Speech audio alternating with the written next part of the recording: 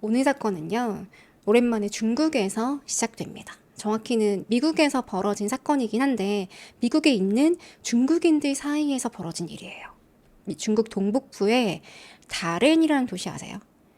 대련이라고는 많이 들어봤죠. 우리나라에서 알려지기는 대련이 더 많을 것 같아요. 자, 이곳이 배경이고 1994년생인 샤오통은요, 외동딸이었습니다.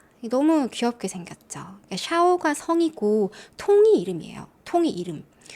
통은 엄마 아빠 사랑을 듬뿍 받았어요. 외동딸이었거든요. 그러니까 어릴 때부터 통이 예체능의 소질이 많아가지고 피아노도 치고 막 춤도 추고 노래 부르고 또 생각하는 것도 좀 창의적이었어요. 그래서 엄마 아빠가 우리 딸은 예술 쪽으로 가면 좋겠다 생각을 했는데 이과 쪽으로도 머리가 좋아서 공부도 너무 잘하는 거예요. 그래서 통의 꿈이 두 개였습니다. 생물학자 그리고 조각가. 부모님은 우리 딸이 하고 싶은 거라면 뭐든지 엄마 아빠는 찬성이야. 이런 입장이었거든요. 그렇게 통은 다롄의 위민고등학교라는 명문학교에 들어갔어요. 중국에서는 가오카오라고 하는 대학 입시 시험이 있거든요. 우리로 치면 수능인데, 근데 다롄이 들어간 그 위민고가 날고 기는 전국에서 노는 그런 학생들이 많아가지고 가오카오 시험을 보면 여러 명문대에 수석으로 다들 합격을 하는 거예요. 그래서 대련에서도 유명하다고 합니다. 근데 거기서 고등학교 때 통이 처음으로 남자친구를 사귀입니다. 근데 남자친구도 거의 천재예요. 둘은 고등학생인데 어디 데이트를 영화관이나 놀이공원 이런 데 가는 게 아니라 도서관에서 해요. 공부하는 게 데이트예요. 그러다가 남자친구랑 같이 둘이서 올림피아드 대회에 나갔는데 남자친구가 떡하니 우승을 한 거예요. 그래서 그 길로 대학교에서 남친을 모셔갑니다. 통은 아쉽게도 입상을 못했거든요. 근데 또 하필 남자친구가 간 학교가 다롄에서 한참 떨어진 곳이에요. 이거 어떡해. 아직 어리고. 어쩔 수 없이 둘은 헤어져요. 이때부터 통은 하던 공부도 잘 안 되고 의욕도 없고 나중에 때가 돼서 가오카오 시험을 딱 봤는데 시험도 망쳤어요. 내가 가고 싶은 학교에 갈 수가 없어. 이럴 거면 그냥 유학이나 갈까? 엄마 아빠 저 미국으로 갈게요. 통의 아버지 직업은 공무원이었거든요. 중국에선 대련에서는 한 중산층 초기 정도라고 해요. 직업의 수입을 봤을 때는. 근데 미국 유학이 한두 푼 돈 드는 게 아니니까 그래도 어떡해요. 우리 딸은 뭘 해도 성공할 거야. 평생 모은 재산 탈탈 털어가지고 10만 불, 한 1억 4천만 원 정도예요. 그래서 만들어서 엄마 아빠가 미국 유학 보내줄게 하고 지원을 한 거예요. 네, 그렇게 통이 유학을 준비하는데요. 미국에 있는 학교에 가려면 또 시험을 봐야 돼요. 영어랑 뭐 이것저것 배워야 할 게 있는데 그래서 몇 달간 북경으로 갑니다. 여기서 미국 대학 입시 전문 학원이 있나 봐요. 거기 들어갔더니 새로운 남자가 있네. 이름이 리 샹란이에요. 통보다 3살이 많아요. 성이 리, 이름이 샹랑. 이 발음 잘해야 돼요. 샹남. 샹란은 저장성 원저우시 출신이고요. 샹란도 미국 유학을 준비하고 있었거든요. 그것 때문에 북경으로 올라왔다. 그렇게 학원에서 둘이 딱 만났는데 통이 너무 예쁜 거야. 너무 귀여워. 첫눈에 반한 거예요. 딱 봐도 이 통이 귀엽죠. 눈도 동글동글하고 아기자기한 그런 느낌? 인기 많을 것 같지 않아요? 그렇게 둘이 점점 가까워졌는데 둘 다 마침 같은 시기에 미국으로 유학을 갈 예정이었거든요. 그러니까 준비를 같이 할 수 있으니까 얼마나 또 같은 공부 파트너로서 서로 좋은 작용을 하겠죠. 그러다가 샹란이 통을 초대했어요. 우리 고향 대련으로. 이때 통이 엄마 아빠도 같이 만났는데 유심 봤죠. 어떤 친구인가. 근데 샹란이 집이 좀 잘 살았거든요. 그리고 예의가 발라요. 근데 한편으로는 말이 너무 없고 조용하고 얘가 좀 내성적인 게 얘는 좀 별론데 내 딸이랑 안 사귀었으면 좋겠는데 이런 생각을 했대요. 그래서 딸한테 진지하게 만나는 거야? 설마 뭐 미국도 같이 갈 생각이야? 이렇게 물었더니 통이 살짝 눈치를 보더니 아니야 샹란이랑 사귀는 사이 아니고 그냥 학원에서 같이 공부 도와주는 친구야. 공부 도와주는 친구. 그래서 부모님도 그래 뭐 저러다가 말겠지 어차피 미국으로 유학 가면 떨어지겠지 하고 넘어갔습니다. 그렇게 2012년 9월이 됐고요. 통은 시험도 잘 보고 목표한 대로 아이오와 주 에임스에 있는 아이오와 주립대에 들어갔어요. 화학공학과에 입학을 합니다. 이 화학 공부라는 게 학생들이 여성보다는 남성들이 훨씬 많잖아요. 그래서 통 부모님이 내 딸이 너무 대견한 거예요. 우리 딸은 도전 정신도 있구나 하면서 엄청 기뻐했어요. 얼른 빨리 가라고. 진짜 하나밖에 없는 딸인데 미국까지 유학 보내는 거 쉽지 않았을 것 같지 않아요? 자, 통은 학교에서 적응도 빨리 해요. 첫 학기 때부터 완전 인싸예요. 일단 공부를 너무 잘해요. 항상 올 A 학점을 유지하고요. 또 지인이라는 친구가 있었는데 학교에서 통이랑 단짝이었거든요. 통이 너무 똑똑해서 다른 학생들이 감히 뭐 통을 경쟁 상대로 생각조차 못할 정도라고 또 신기하기도 했대요. 보통 아시안 유학생들이 공부를 좀 잘하는 편이거든요. 학교에 들어가면. 예를 들면 수학 문제도 계산기 하나도 안 쓰고 손으로 막 빨리 풀어. 그럼 애들이 입이 떡 벌어지는 거예요. 그리고 통이 큐브를요. 큐브 색깔 맞추는 거 있죠. 이걸 1분 만에 풀었대요. 노는 것도 잘해. 파티 가면 춤추고 노래도 잘하고. 그러니까 남학생들이 어떻게든 이 통한테 한번 들이대 보려고 막 난리가 난 거예요. 당시 통은 기숙사에 살고 있었거든요. 통 포함해서 총 3명이 살았습니다. 근데 통이 나이로는 제일 언니였는데 키가 제일 작았어요. 그러니까 동생들이 통을 리틀 시스터라고 불렀어요. 통도 동생들을 잘 챙겨줬다고 해요. 그럼 샹나는 뭐하고 지냈을까? 샹난도 뉴욕주에 있는 로체스터 공과대학에 입학을 합니다. 같은 시기에 들어갔어요. 2021년 9월에. 근데 통은 분명히 자기 부모님한테 샹난이랑 아무 사이 아니야. 우리 사귀는 거 아니야. 또 친구들에게도 남자친구 나 없어. 이렇게 얘기를 했는데 샹난은요. 자기 친구들에게 통 얘가 내 여자친구야. 이렇게 소개했다는 거예요. 쌍시옷 발음주의. 그러니까 지금 계속 그러니까 아마도 샹나는 통을 정말 진심으로 사랑했는데 좋아했는데 통은 조금 그 정도까지는 아니지 않았을까 그런 생각은 들어요. 샹난이 통을 얼마나 좋아했냐면 그러니까 둘이 대학교에 들어가자마자요. 통이 살고 있는 오하이오주까지 자주 찾아갑니다. 만나러. 뭐 같은 미국에 살고 있으니까 자주 볼 수 있는 거 아닌가 싶지만 이 거리가 장난이 아니에요. 통이 다니는 아이오와 주립대랑 샹난이 있는 로체스터 대학교는요. 1,500km. 차로 한 번도 안 쉬고 가야지 14시간 걸립니다. 서울, 부산 편도로 한 3, 4번까지 되는 거죠. 그 거리를 샹난이 직접 운전을 해가지고 찾아가는 거예요. 뭐 얼마나 자주 갔는지 모르겠는데 나중에는 다니던 학교를 자퇴하고요. 통이 다니는 아이오와 주립대에 들어가겠다라고 선언을 해요. 다시 입시 공부 시작하고. 그러면 로체스터에 살면서 거기서 공부를 하고 합격을 하면 이사를 와야지 정상 아니에요. 근데 샹나는 일단 통이 사는 지역으로 가서 거기서 배수에 지내치고 있었어요. 문제는 뭐냐? 지낼 곳이 없는데 집도 없어요. 그렇게 다짜고짜 왔으니까 통의 기숙사에서 같이 지내는 거예요. 참 이게 어떻게 가능했나 싶긴 한데 여자 기숙사거든요. 당연히 규정 위반이죠. 근데 몰래 거기 들어가서 살았대요. 몇 달 정도. 다른 룸메 2명도 오케이 괜찮아. 그리고 사는 거예요 그렇게. 근데 왜 샹란이 좀 내성적이고 말도 없다 했잖아요. 몰래 들어와서 살고 있는 건 맞지만 그래도 이렇게 오다 가다가 좀 룸메들 마주치고 하면 인사도 좀 하고 미안하다 내가 곧 시험 보는데 나갈 거다 이렇게 좀 말할 법도 한데 전혀 입을 꾹 닫고 친해지려고도 안 했어요. 밥 한 끼 산 적이 없어요. 이런 것도 참 성격이 그러면 낯을 많이 가리는 거면 그럴 순 있겠나 싶지만 근데 샹나는 사회성의 문제가 좀 있었습니다. 아니 보통 낮에는요 통이랑 룸메들이 학교에 수업을 가요. 그럼 집에 샹난 혼자 있을 텐데 가끔은 청소도 좀 하고 얹혀 살고 있으니까 먹을 거라도 사놓거나 요리를 좀 하거나 그럴 수 있잖아요. 미안해서. 근데 아무것도 안 해요. 심지어 자기가 어질러 놓은 것도 안 치워. 밥 먹고 설거지 안 하고 그냥 싱크대에 두고 다 말라 비틀어져가지고 누가 치우라고 그거. 양말도 아무 때나 툭툭 집어 던지고. 기숙사에 청소부가 따로 있는 것도 아니거든요. 집에서야 엄마가 다 해줬겠지. 근데 단체 생활인데 그것도 샹난 당장 쫓겨나야 정상인데 봐준 거란 말이에요. 이 룸메들이. 그러다가 주말에는 룸메들이 우리 오늘은 다 같이 청소 한번 하자. 대청소. 그럼 샹난은 도망가고 없어요. 아주 염치를 밥 말아 먹었죠. 이게 제가 뭐 이렇게 오버하는 게 아니라요. 나중에 샹난 집이 사진으로 나올 거예요. 그때 보여드릴게요. 샹난이 평소에 어떻게 하고 사는지. 근데 이 룸메들이 정말 너그러웠던 것 같아요. 리틀 시스터, 야, 좀 아닌 것 같은데? 좀 내보내. 이렇게 할 법도 한데. 그냥 같이 산 거예요.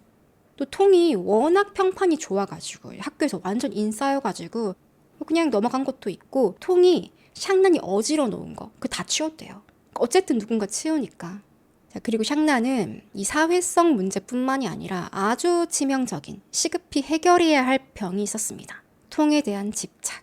샹난은 통이 어디 쇼핑하러 가거나 친구들 만나거나 그러니까 일단 자기 옆에 없는 걸 극도로 싫어해요. 통은 학교 다니느라 바쁜데 과제도 해야 되고 뭐 시험 준비도 해야 되고 그러다 보면 밤도 새야 되고, 근데 샹난이요 문자로 계속 어디야? 언제 끝나? 옆에 누가 앉아있어? 늘 통의 일거수일투족을 감시하는 거예요. 계속 이러면 당하는 사람 힘들죠. 통은 점점 지쳐가고 있었습니다. 그렇게 통이 2학년이 됐어요. 샹난도 드디어 기숙사를 나가요. 아이오와주 주립대 1학년으로 입학을 하면서 다른데 아파트를 구해서 나갑니다. 진작 좀 나가지. 집도 잘 사는데. 다들 이제 룸메들 해피했어요. 드디어 나갔다. 근데 주변에서 봤을 때는요, 룸메들도 그렇고 친구들도 그렇고 통이랑 샹난이 그냥 잘 만나고 있는 CC처럼 보였대요. 근데 통은 여전히 친구들한테 샹난? 남자친구 아닌데? 사귀는 사이 아니야. 늘 이렇게 얘기했어요. 분명 사귀는 것 같은데. 그래서 한 번은 룸메가 너 샹난이랑 관계를 좀 깨끗하게 정리하는 게 맞지 않을까? 제 집착도 좀 심하고 무서워. 이렇게 조언을 했는데 통은 끝까지 아니야. 사귀는 사이도 아닌데 뭘 정리해. 그러니까 뭔가 샹난에게 선을 긋고는 싶은데 약간 타이밍을 놓친 그런 느낌처럼 보였대요. 그리고 초반에는 샹난이 이제 여기 왔을 때 아는 사람도 없고 하니까 데리고 다녔어요. 통이 어디 파티에 갈 때, 아니면 뭐 기숙사 친구들하고 놀러 갈 때 같이 친구를 만들어 주려고 한 건데, 이제 샹난도 학교 생활 하니까 얘도 이제 친구들 생기고 공부하느라 바쁘겠지. 그럼 자연스럽게 멀어지지 않을까? 이런 생각에 조금씩 샹난을 밀어내고 있었습니다. 근데 문제는 통이 샹난을 피하면 피할수록 샹난은 더 꾸역꾸역 만나려고 하는 거예요. 내 여자친구라고 생각을 하니까 어느 날은 밤에 샹난이 통 기숙사에 찾아와서 쿵쿵쿵 문을 두드리는 거예요. 무섭지 않아요? 여자들끼리 사는 곳인데? 그래서 나중에 룸메들이 통 진짜 샹난 좀 어떻게 해줘. 이거 선 넘었지. 이 일로 통이랑 룸메들이 관계가 좀 안 좋아졌대요. 근데 또 이렇게 애매한 관계를 유지하면서 1년이 지났어요. 2014년 9월 초가 되었는데 이제 통은 3학년이에요. 20살, 샹난은 23살. 미국은 9월이 새학기거든요. 통은 새로운 수업에 딱 들어갔는데 다들 이제 좀 처음 보는 친구들이고 봤는데 마음에 드는 친구가 생긴 거예요. 이렇게 두 사람이 한동안 열심히 연락을 주고받습니다. 같이 공부하고 그러면서 썸을 타게 된 거죠. 근데 통도 이 마음 한켠에 샹난이 걸리는 거예요. 내가 남자친구라고는 말을 안 했지만 솔직히 주변에서 다 커플이라고 생각하는데 통 혼자 아니라고 하는 거고 관계가 애매할 거 아니에요. 그래서 썸남한테도 얘기를 했대요. 내가 샹난이랑 완전히 헤어질 거야. 원래는 좀 잘 해보려고 했는데 집착이 너무 심해서 진지하게 만나진 못하겠어. 썸남은 그래 알았어 내가 기다릴게. 그럼 곧 통이 샹난에게 이별을 통보할 거고 그 뒤에 내가 고백해서 만나야지. 이런 생각을 하고 있었을 거예요. 그러다 2014년 9월 3일에 통은 이날 룸메이트에게도 말합니다. 나 이제 샹난한테 새로운 남자친구 사귈 거라고 말할 거야. 완전히 새로운 출발을 할 거야. 그리고 며칠 뒤에 통이 실종됐어요. 9월 8일 월요일 아침이었는데요. 통의 룸메이트 진이 가명입니다. 진이 문자를 한 통 받았어요. 보낸 사람은 샹난의 번호였는데, 샹난의 번호였는데 내용은 통이었어요. 진, 나 통이야. 지금 아이오와 시티에 있는데 휴대폰 잃어버려서 연락을 못해. 샹난이 갑자기 급한 일이 생겨서 중국으로 돌아가야 하거든. 나는 이따 미네소타에 버스 타고 가서 여기 친구들 좀 만나고 갈게. 한 일주일 후에나 돌아갈 거야. 진은 갑자기 일주일 동안? 원래 진은 어떻게 알고 있었냐면요. 통이랑 샹난이 둘이서 9월 5일에 노동절 연휴를 맞춰서 여행 간다고 했어요. 금, 토, 일, 2박 3일 동안. 뭐 헤어지는 마당에 여행 가는 게 좀 그렇긴 하지만 그런 커플도 있기는 하죠. 뭐 누가 먼저 가자고 했는지 그건 알려진 게 없습니다. 근데 통은 친구들한테도 나 이번 주말에 샹난이랑 여행 가거든? 거기서 정식으로 끝내자고 말할 거야. 이렇게 말을 했대요. 이별 통보를 할 거라고. 그래서 아마 뭐 지금까지 쌓인 정도 있고 나 때문에 학교까지 이렇게 막 그만두고 왔는데 말로만 통보하기에는 좀 매정하다고 생각하지 않았을까. 암튼 그러고 떠났어요. 그렇게 룸메이트 지는 기다리고 있는데 아니 일주일 동안 친구들 만난다고 학교에 안 나온다고? 이상한 거예요. 그 문자 내용이. 지금 학기 중이거든요. 이 말은 수업을 빼먹고 간다는 건데 통이 그 우등생이 땡땡이 친다고? 또 샹나는 중국으로 가고 통은 혼자서 여행을 한대요. 이게 무슨 일일까? 그리고 이 문자가요 새벽 1시 반에 왔습니다. 통은 휴대폰 잃어버렸다고 하고 샹나의 번호로. 그러니까 이 모든 게 의문투성인 거예요. 그래도 지는 믿었대요. 아 그럼 일주일 있다 돌아오겠지? 그럼 자세히 물어봐야지? 그래 봐야 뭐 진도 동생이니까 막 18, 19 이렇게밖에 안 됐단 말이에요. 그러니까 이렇게 보냈으니까 언니 좀 있으면 올 거야 이렇게 생각을 했나 봐요. 그런데 통이 돌아오지 않았어요. 일주일이 지나도. 룸메들은 아예 안 되겠다. 이거 진짜 무슨 일이 생긴 거다. 지인이 문자를 받은 지 열흘 뒤에 경찰에 신고합니다. 실종 신고. 일단 경찰은요. 통의 부모님에게 먼저 연락을 했어요. 딸이 실종됐습니다. 그러니까 통의 아버지가 깜짝 놀라면서 아니 제가 며칠 전에 정말 이상한 연락을 받았거든요. 9월 7일에요. 아빠가 통에게 문자를 보냈어요. 딸, 새 안경 잘 맞췄어? 최근에 통이 안경을 잃어버려가지고 새로 살 거다 아빠한테 말했대요. 되게 그게 궁금하기도 하고 또 평소에도 연락 잘하니까 이렇게 물어봤는데 띵 답장이 왔어요. 친구한테 안경 빌렸어. 뭔가 단답형의 되게 퉁명스러운 말투로. 아빠는 뭐지? 우리 딸 말투가 아닌데? 바로 영상통화를 걸었는데 전화를 안 받아요. 그리고는 띵 또 문자로만 나 지금 바빠. 아빠는 괜히 서운한 거죠, 딸한테. 멀리 떨어져 있어가지고 자주 보지도 못하는데 그냥 왜 이렇게 좀 아빠한테 틱틱대는 거야? 이렇게 생각을 했고 막 실종? 상상도 못했습니다. 그러다가 경찰한테 연락이 오니까 형사님 그때 딸한테 이상한 문자를 받았어요. 분명히 그 문자 보낸 사람이 통의 실종이랑 관련이 있을 거예요. 수사팀은 통이 미네소타에서 친구들을 만나고 가겠다라고 했으니까 그 친구들이 누군지 수소문하거든요. 당시 룸메들 말로는 통이 인턴십 할 때 알게 된 친구들이 있대요. 걔네가 미네소타에 산다고 합니다. 그래서 SNS 통해서 어떻게 연락이 닿았어요. 근데 이 친구들 전부 다 통이요? 아니요. 만난 적 없는데요. 최근에 연락한 적도 없어요. 그러면 샹난이 뭔가 알지 않을까. 샹난 연락처로 전화를 했는데 안 받아요. 전화기 아예 꺼져 있고 다음날, 다다음날 연락해도 그대로. 이때부터 경찰은 이거 그냥 실종이 아닌 것 같은데. 그러자 통해 학교 캠퍼스 직원들, 학생들이랑 마을에도 소문이 쫙 났고요. 다들 막 주민들까지 모여가지고 통해 실종 전단지 인쇄해서 막 여기저기 붙이고 또 SNS에도 이 소식을 알려요. 경찰은 가장 먼저 통이 살던 그 기숙사를 수색하는데요. 뭐 특별한 흔적은 없었습니다. 그 다음으로 통의 차를 수색해보자. 통이 실종되기 2달 전에 차를 샀어요. 인턴십하고 나서 번 돈으로. 중고차인데 97년식 캠리예요. 이 차가 지금 어디로 이동을 했는지 어디에 있는지 수배를 합니다. 그리고 중요한 샹난의 아파트로 찾아가요. 쿵쿵쿵 문을 두드리는데 아무도 없고요. 완전히 잠겨 있었거든요. 이땐 경찰이 영장이 없어가지고 이 문을 따고 들어가지는 않았어요. 자, 마지막으로 샹난의 휴대폰 기록. 통신사의 요청을 해서 받았는데 그러자 샹난의 이동 경로가 나온 거예요. 위치 정보가. 경찰은 그 동선에 있는 CCTV를 모두 뒤졌어요. 그랬더니 9월 5일 금요일에 통이랑 여행 간다라고 출발한 그날이었는데 한 모텔로 들어가요. 아이오와 주립대에서 동쪽으로 차로 한 15분 정도 떨어진 거리에 있는데 버짓 인 스위트라는 모텔이에요. 찾아갔죠. 사장한테 통이랑 샹난 사진 보여주면서 혹시 이 친구들 기억하세요? 왜? 기억나요.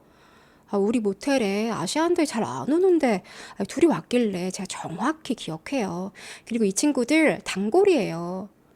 경찰은 둘이 묵었던 218호에 들어갔는데 혹시나 뭔가 혈흔이나 아니면 싸운 흔적이나 이런 게 없나 살펴보는데 깨끗했습니다. 또 모텔 주인이 말하길 다음 날 토요일에도 통이랑 샹난 모두 봤다고 해요. 경찰은 다시 CCTV 추적해 보니까 둘이서 근처 편의점에 간 모습이 나왔어요. 거기서 물을 몇 병 사는데 그냥 평범한 커플처럼 보이는 거예요. 뭐 둘이 싸운 것 같지도 않고.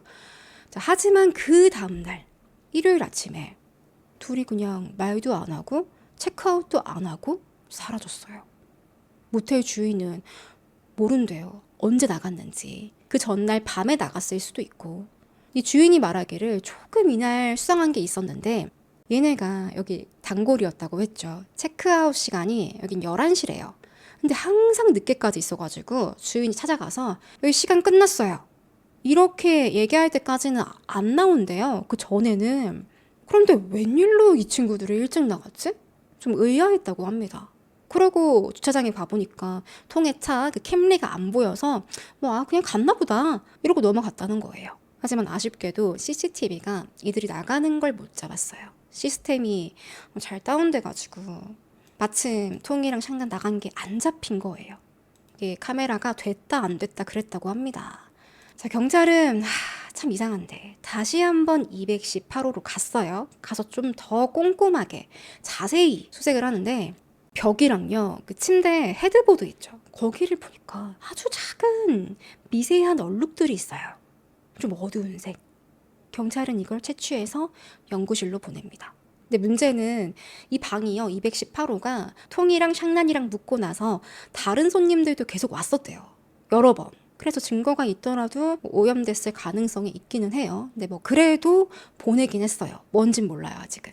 수사팀은 용의자 샹난이다 추적을 하는데 지난번에는 영상이 없어가지고 그 아파트를 못 들어갔거든요. 근데 이번엔 문 따고 들어갑니다. 근데 집이요, 그냥 개판이에요. 집이 이래요. 청소를 언제 한 건지 냄새가 진동을 하고 쓰레기가 든 비닐봉지 같은 게 널브러져 있고요.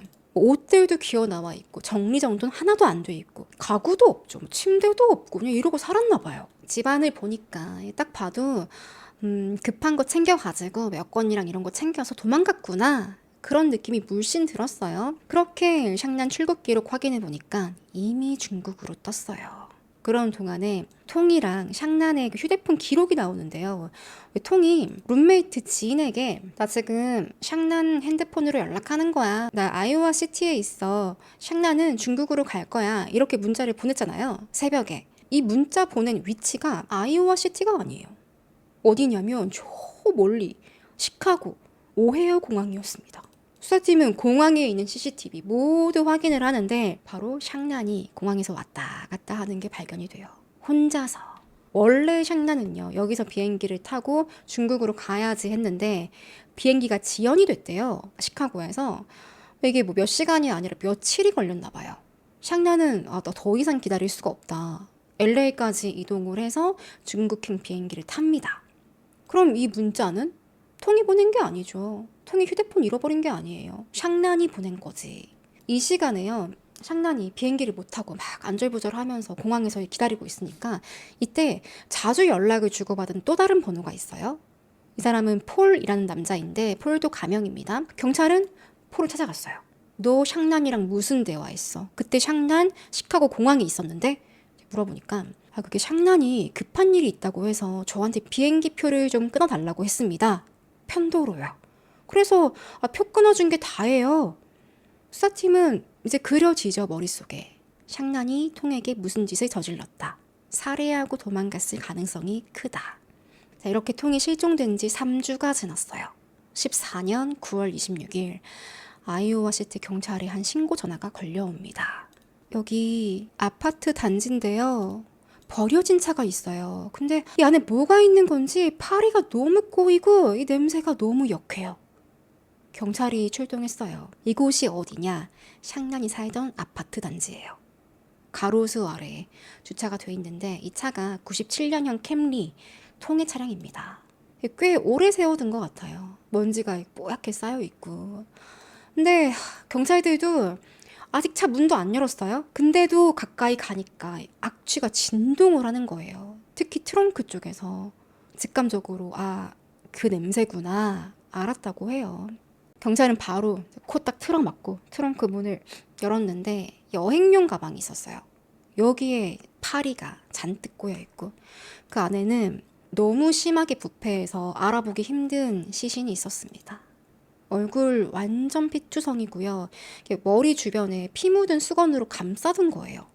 그리고 그 옆에 20파운드짜리 덤벨이 있어요. 아령. 사실 경찰은 이 시신의 외형만 봤을 때, 얼굴만 봤을 때는 통이다 아니다 전혀 알아볼 수 없었거든요. 근데 직감은 하죠. 통이 차에 있었으니까 맞구나. 또 부검을 했을 때 사망한 사람은 통이다.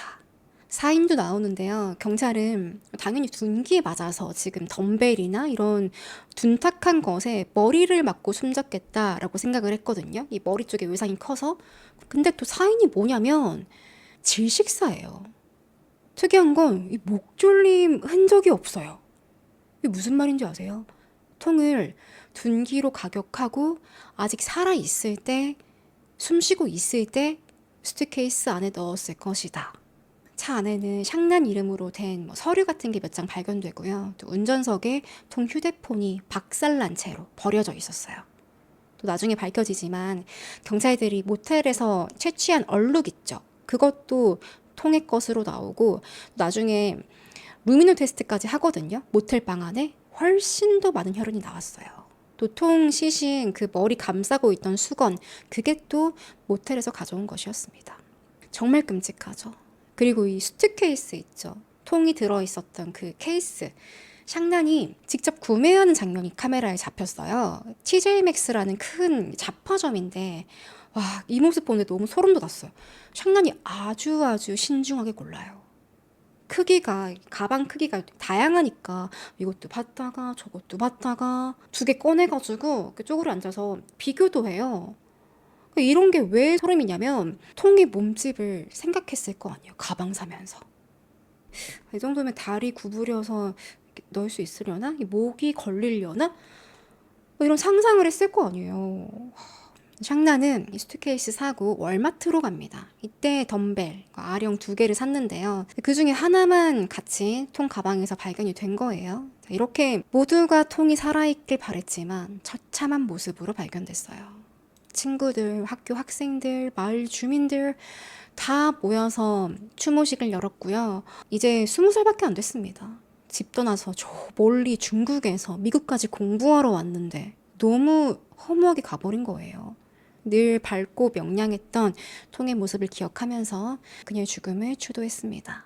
이때 학교 교수진들이랑 국제학생 담당자 이런 직원들이 언론이랑 인터뷰를 하거든요. 근데 통의 친구들 있죠. 룸메들 충격이 너무 커가지고 아예 인터뷰를 못했대요. 치료받아야 하지 않았을까요? 이 추모식에는 중국에 있는 통의 부모님은 참석을 못했는데요. 참고로 아버지 샤오춘생이 건강이 엄청 안 좋았대요. 병원에 입원해 있어가지고. 그래서 엄마도 아빠를 돌봐야 해서 같이 못 왔다고 합니다.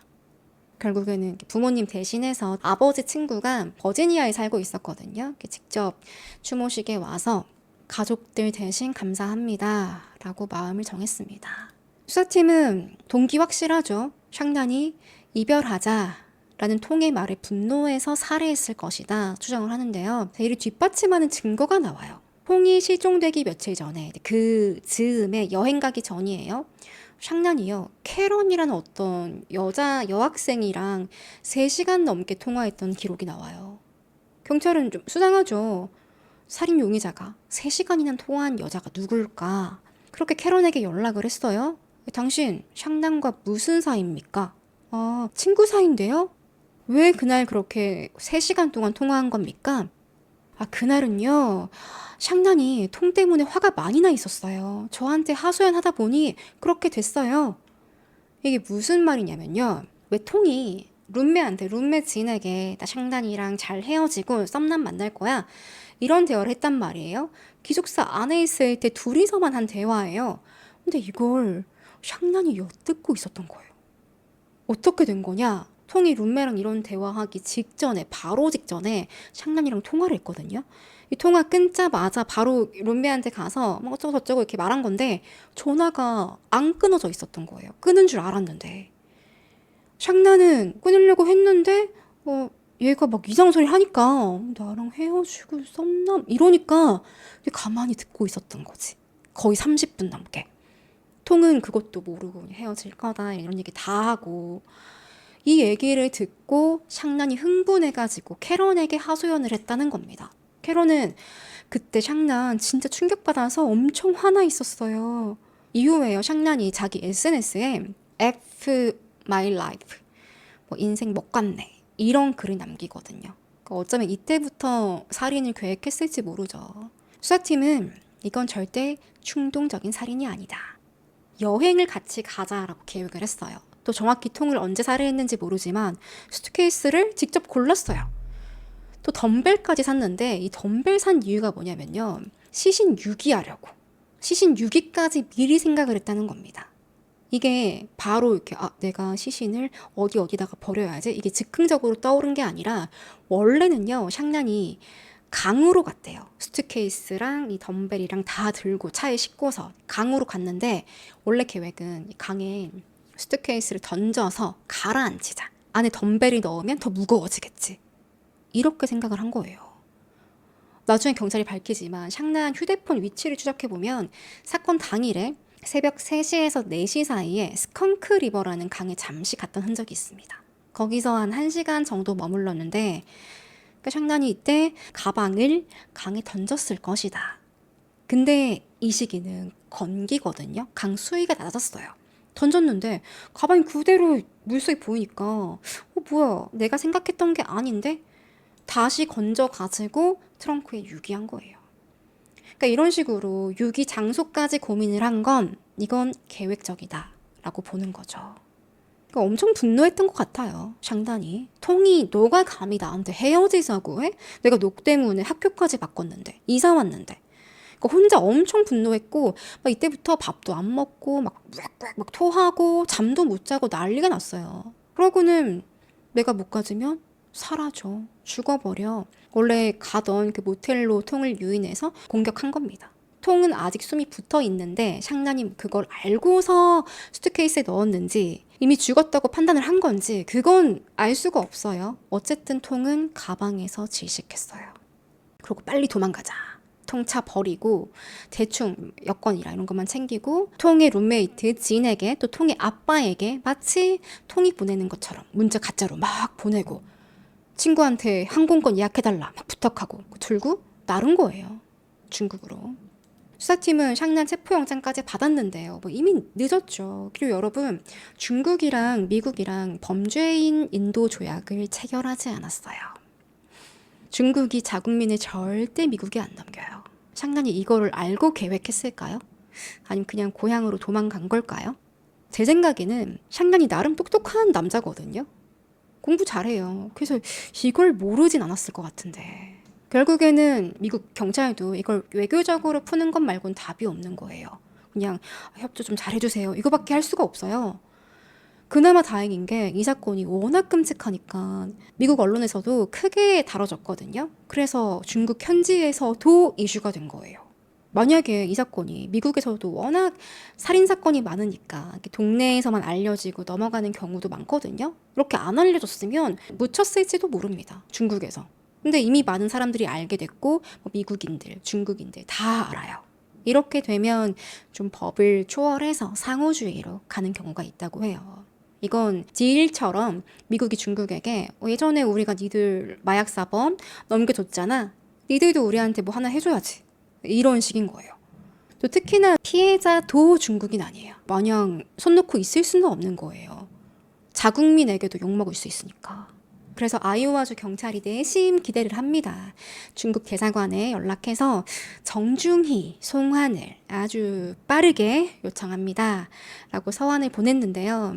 동시에 중국에서도 이거 소문이 다 났어요. 중국 SNS에 샹란이 올라오면서 얼굴 사진이 올라오면서 해시태그예요. 샵 find 리.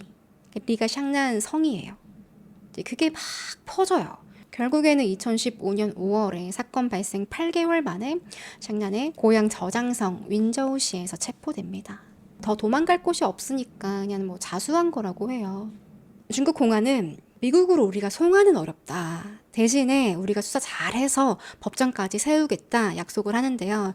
아이오와 경찰이 위안을 삼은 게 중국은 원래 형량 세니까 우리가 원하는 정도로 처벌이 가능하지 않을까 생각을 하고서 모든 수사 자료를 넘겨줍니다. 중국에.